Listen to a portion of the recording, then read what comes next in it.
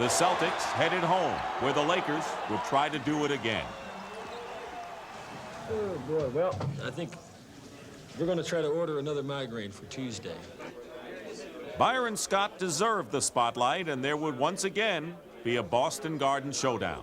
Everything is back there to be had. History, the Boston Garden, retired numbers, world championship banners. We have a chance to do something that no other team has ever done.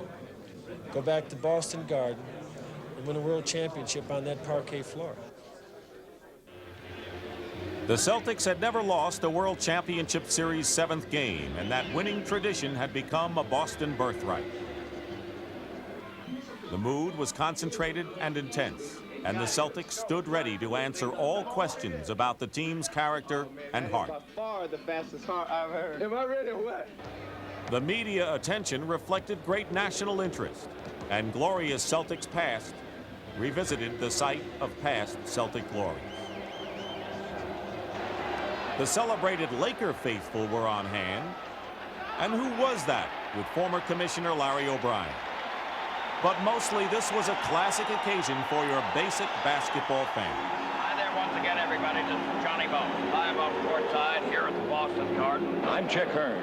And tonight, the 7th game of the World Championship, Where the Boston Celtics and the Los Angeles Lakers get ready for the World Championship of Basketball 1983-84, in game number 7, from historic Boston Garden. the World Series of Basketball, the NBA Championship Series.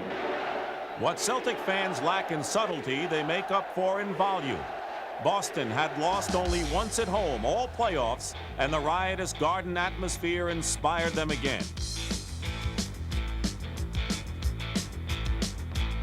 But the Lakers were not bowing to tradition. They were making their run at the crown, and the score was tied at the end of the first quarter.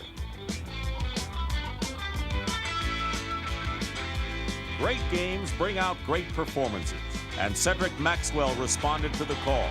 A former playoff MVP, Maxwell had become a role player in Boston's offense, but in Game 7, he heard his number called a lot.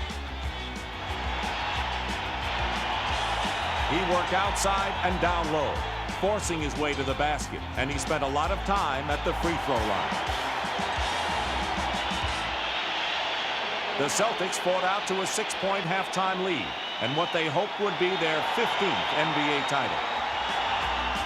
In the third quarter, the Celtics opened it up with quick hands, bruising defense, and some accurate outside shooting from reserve Celtic role players like Danny Ainge.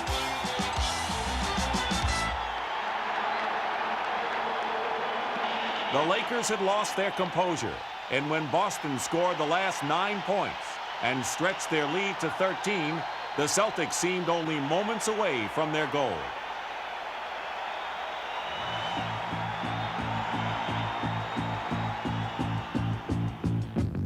But the Lakers had their own pride, and in the fourth quarter they stormed back, hitting the boards, playing with championship intensity, and cutting into the lead. Down to 5, minute and a half to go, and the Lakers looked poised for one of their classic runs. But DJ stripped Magic and raced for the hoop. Cooper pinned him clean, saving a game breaker, and the Lakers raced back.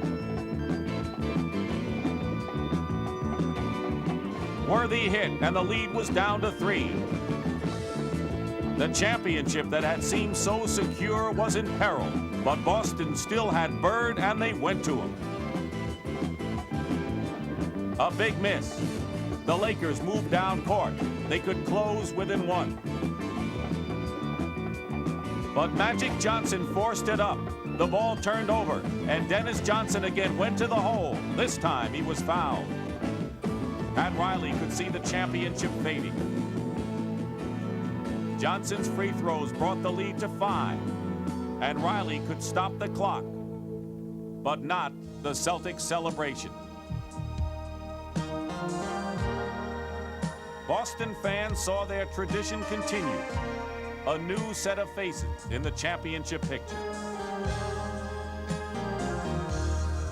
The Lakers would remember for a long time the one they let get away.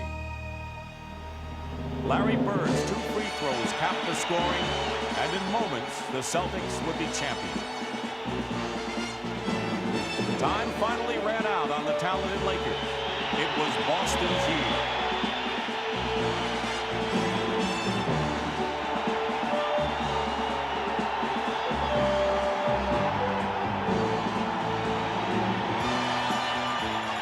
Boston celebrated a new generation of Celtic champions, ball players who carried and were carried by Boston's winning tradition.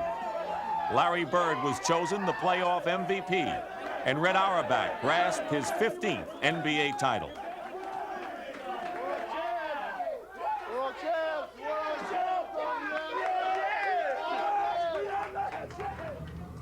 In the Laker locker room, there was great frustration, and the thoughts were on how they lost and what might have been. They out-rebounded. They did a great job, and that's why they're the champs. You know, we helped them, we gave it to them, and they won it at the same time. In this series, Commissioner, what a spectacular NBA Commissioner David Stern did the honors. It's my pleasure to present the Larry O'Brien Trophy to the NBA World Champion 1984 Boston Celtics. Congratulations to Red Auerbach, number 15. What a way to go. The Celtics had moved their tradition forward. The entire city was overwhelmed by the players' passion and the Celtics' pride.